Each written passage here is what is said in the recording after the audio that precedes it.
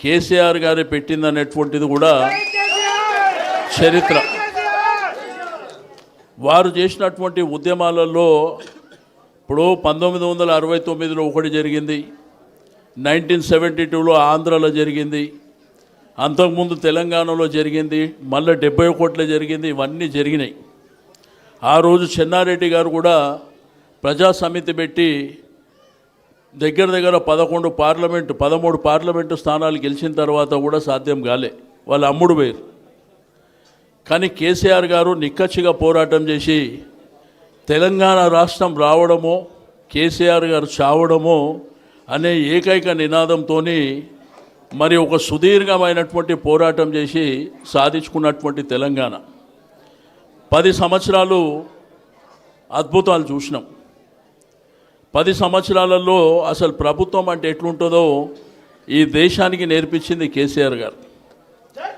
ఏ కార్యక్రమం తీసుకున్నా తక్కువ టైంలోనే 24 గంటల కరెంటు తెచ్చింది వారు. తాగడానికి నీళ్లు, రైతాంగానికి సాగునీరు ఇచ్చింది కూడా వారే. ఈరోజు ఈ దేశంలో చాలా స్పీడ్గా అభివృద్ధి జరిగినటువంటి రాష్ట్రం తెలంగాణ రాష్ట్రం. ఇక మీకు షేర్లింగంపల్లి, ఈ షేర్లింగంపల్లి ముఖ చిత్రాన్ని కేటీఆర్ గారు మార్చారు.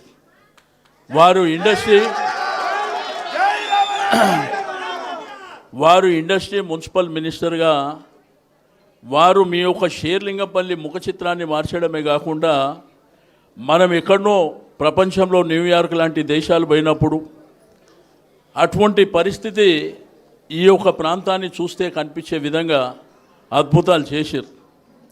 ఆ అద్భుతాలు కూడా 1-2 కాదు, ఎన్ని ఫ్లైఓవర్లు వచ్చినాయి, ఎన్ని అండర్ పాస్లు వచ్చినాయి, ఎన్ని పార్కులు వచ్చినాయి, ఎన్ని ఇండస్ట్రీస్ వచ్చినాయి, మీరందరూ ప్రత్యక్షమైనటువంటి సాక్ష్యం. సరే, రాజకీయాలలో ప్రభుత్వాలు వస్తుంటాయి పోతుంటాయి, పార్టీలు శాశ్వతంగా ఉంటాయి. కొంతమంది అవసరాల కోసం ఆపూట కోసం కొంతమంది పోతుంటారు. గ్రేటర్ హైదరాబాద్లో ఉన్నటువంటి మా ఎమ్మెల్యేలు ఇక్కడ కృష్ణారావు గారు, ఆ పక్కన పోతే వివేక్ గారు, ఆ పక్కన ప్రకాష్ గాని, సుధీర్ రెడ్డి గారు, లక్ష్మారెడ్డి గారు, మరి అదేవిధంగా రాజశేఖర్, ఇట్లా మీకు సరౌండింగ్ ఎక్కడ తీసుకున్నా కానీ ఆ రోజుల్లో మన దగ్గర ఉన్నటువంటి ఎమ్మెల్యే బతిన్లాడుకొని ఆ రోజు అద్భుతంగా అధికమైనటువంటి నిధులు కూడా షేర్లింగంపల్లి ప్రాంతంలోనే ఖర్చు అయినాయి. ఆ రోజు మీకు డ్రైనేజీ వ్యవస్థ సరిగ్గా లేదు, తాగడానికి మంచినీటి వ్యవస్థ సరిగ్గా లేదు. కానీ మన యొక్క పరిపాలనలో అద్భుతాలు జరిగినాయి.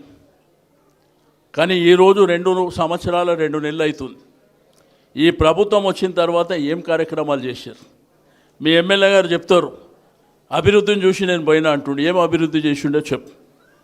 ఆ రోజు 100,000 కోట్ల రూపాయల ఆ నియోజకవర్గం అభివృద్ధి జరిగింది.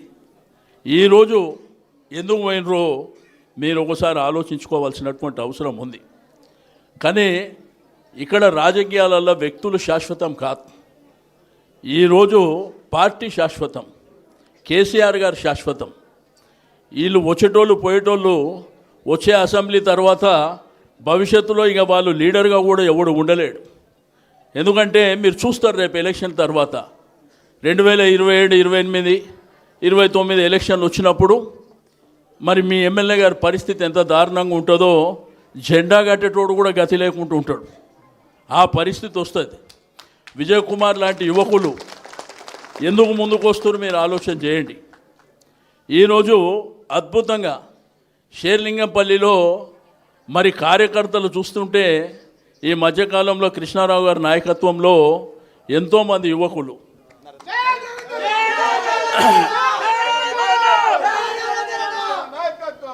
మొన్న నరేందర్ యాదవ్ గారు జాయిన్ అయినప్పుడు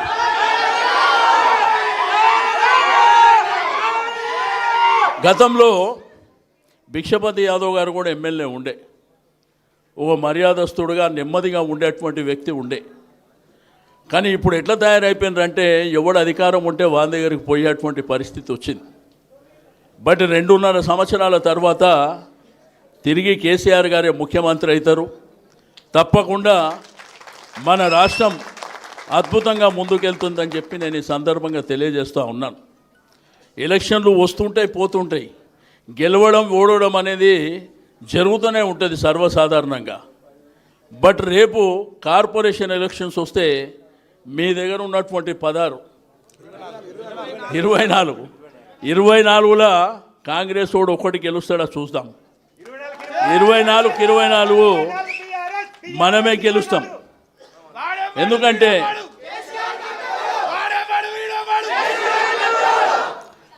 కేసీఆర్ గారు ఒక వైపున అభివృద్ధి చేసిండు, రెండో వైపున సంక్షేమ కార్యక్రమాలు. ఒక ఆడబిడ్డ పెళ్ళైతే ₹1,00,000 ఇస్తామన్న దేశంలో ఏ రాజకీయ పార్టీ అని ఉందా? ఎక్కడన్నా ఉందా? బిడ్డనో కోడలో కాన్పు చేస్తే కేసీఆర్ కిట్ ఇవ్వాలి, వారికి అద్భుతంగా ప్రభుత్వమే చూడాలనేటువంటి ఆలోచన ఎవరికన్నా ఉందా? బస్తీ దవాఖానాలు ఏర్పాటు చేసిండు. అభివృద్ధి కార్యక్రమాలతో పాటు అనేకమైనటువంటి సంక్షేమ కార్యక్రమాలు. నాకు తెలుసు ఒకప్పుడు ₹75 పెన్షన్ ఉండే. ఆ ₹75 పెన్షన్ ఆ తర్వాత 200 అయింది. అప్పుడు పెన్షన్ల విషయంలో అడిగితే కొత్త పెన్షన్ రావాలంటే తీసుకునేటోడు చచ్చిపోతేనే వస్తుందని చెప్తుండే అప్పుడు అధికారులు. కానీ కేసీఆర్ గారు 2000 పెన్షన్ ఇస్తామని 2000 పెన్షన్ ఇచ్చిందా లేదా మీరు ఆలోచన చేయండి. ఈరోజు ఈ ఒక దొంగ మాటలు చెప్పినటువంటి కాంగ్రెస్ ప్రభుత్వం 4000 పెన్షన్ ఇస్తామన్నారు. అవ్వా తాతకి ఇద్దరికి ఇస్తామని చెప్పారు. ఇచ్చిండ్రా? కళ్యాణ లక్ష్మి ₹1,00,000 ఇస్తామంటే తులం బంగారం ఇస్తామన్నారు. ఇచ్చిందా? అబద్ధాల పుట్టతోని ఆ రోజు మేనిఫెస్టో పెట్టి అందరినీ మోసం చేసి ఇస్తారేమో అన్నటువంటి భ్రమలో మరి ఓట్లేసి అధికారం ఎక్కిన తర్వాత ఇప్పుడు మాట్లాడుతుంది ఏంది? మీరు అడిగితే ఏం మాట్లాడుతుండు? మీరు తులం బంగారం ఏదయ్యా అంటే నీ గుడ్లు తీసి గోళీలు ఆడుకుంటా అంటాడు, నీ పేగులు తీసి మెడలు వేసుకుంటా అంటాడు. మనము చాలామంది రాజకీయ నాయకులను చూసినాం. ఇటువంటి ముఖ్యమంత్రిని చూస్తామా? ముఖ్యమంత్రి అంటే ఎట్లు ఉండాలి? ఇప్పుడు మా ఇంట్లల్లో మా మన్మడు చిన్నపిల్లలు, అరే ఏం రా బాగా చదువుకుంటున్నావు అంటే నీ గుడ్లు తీసి గోటీలు ఆడుకుంటా అంటూ. అంటే ఎవరు చెప్పారు మీకంటే రేవంత్ రెడ్డి చెప్పిండు.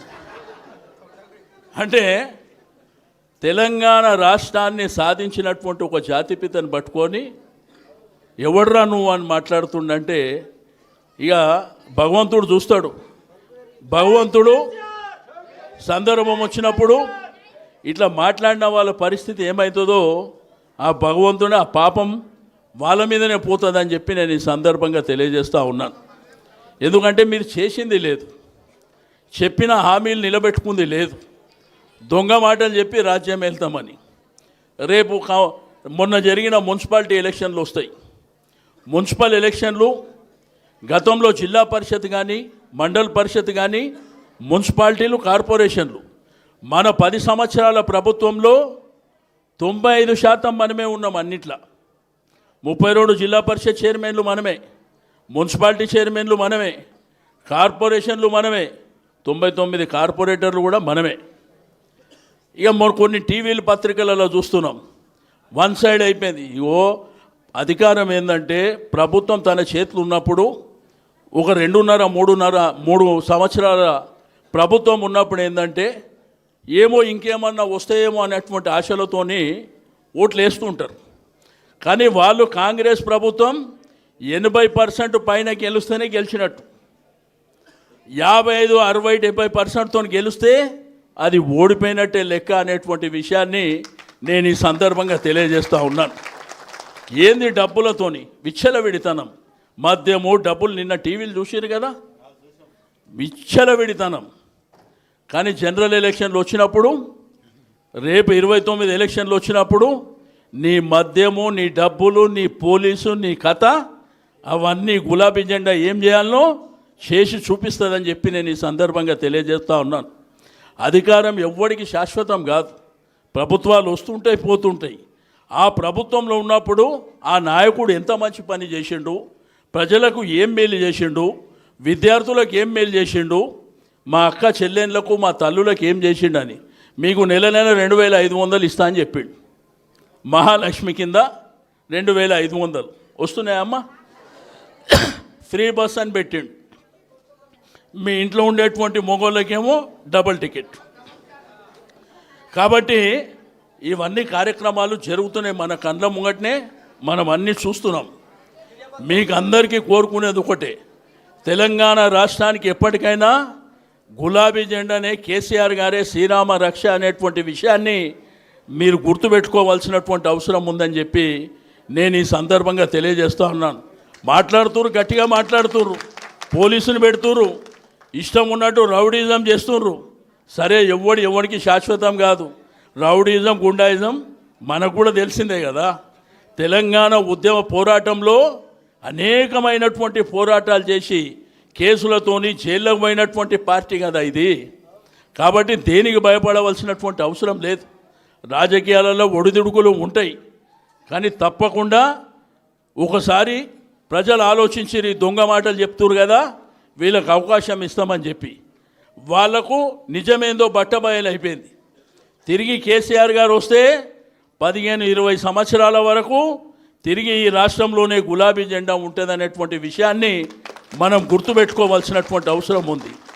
ఒక రాష్ట్రాన్ని సాధించినటువంటి నాయకుడు, ఒక రాష్ట్రాన్ని పరిపాలన చేసినటువంటి నాయకుడు, నా రైతు బాగుండాలి, నా అక్క చెల్లె బాగుండాలి, నా తమ్ముళ్ళు బాగుండాలి, ప్రజలు బాగుండాలని నిరంతరం శ్రమ చేసినటువంటి నాయకుని పట్టుకొని, అంత వయసున్నటువంటి నాయకుని పట్టుకొని ఈ నీచమైనటువంటి భాష మన కళ్ళారా చూస్తున్నాం. ఈ విధమైనటువంటి భాషని ఈరోజు మనం మొన్న ముఖ్యమంత్రి గారు హార్వర్డ్ యూనివర్సిటీకి పోయిండంట, ఎక్కడ, అమెరికాలో. హార్వర్డ్ యూనివర్సిటీకి నేను వచ్చిన తర్వాత ఏం మాట్లాడిండో చూసారు. అందరం ఏమనుకున్నాం, ఈయన యూనివర్సిటీ పోయి వచ్చిండు కదా, కొంత పద్ధతి మారుతుందేమో, భాష మారుతుందేమో. వచ్చిన తెల్లారే షురూ చేసాడు. కాబట్టి కుక్క తోకకు అది ఎంత చేసినా అది వంకరనే ఉంటుంది అనేటువంటి విషయాన్ని మనం గుర్తెరగాలని చెప్పి నేను ఈ సందర్భంగా తెలియజేస్తూ ఉన్నాను. నేను షేర్లింగంపల్లి కార్యకర్తలకు, నాయకులకు అందరికీ మీరు ధైర్యంగా ఉండండి, మేము ఉన్నాం మీ వెనుక. మీకు అన్ని విధాలుగా మేము అండదండలుగా ఉంటాం.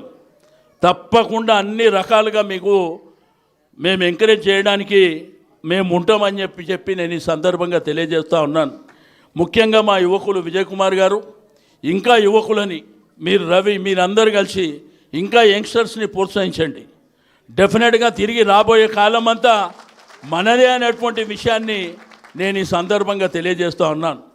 మేము కూడా 10 సంవత్సరాల అధికారంలో ఉంటే కేసీఆర్ గారు ఆ రోజు మా కార్పొరేటర్ కానీ, ఎమ్మెల్యేలు కానీ, మంత్రులకు కానీ, ఎంపీలకు కానీ, జిల్లా పరిషత్ ఆయన ఒకటే మాకు ఇక్కడ మీటింగ్ అయ్యేటప్పుడు చెప్తుండే, నోరు జాగ్రత్తగా ఉండాలని.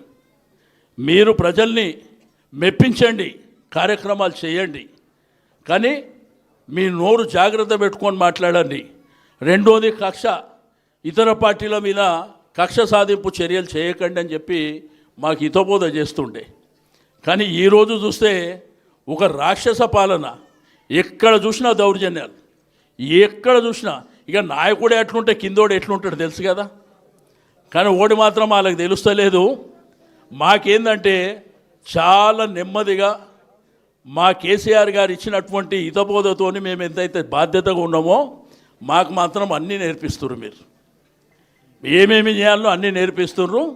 3 ఏళ్ళ తర్వాత మరి ఇక మేము కూడా గ్రౌండ్లోకి దిగవలసినటువంటి పరిస్థితి వస్తుంది.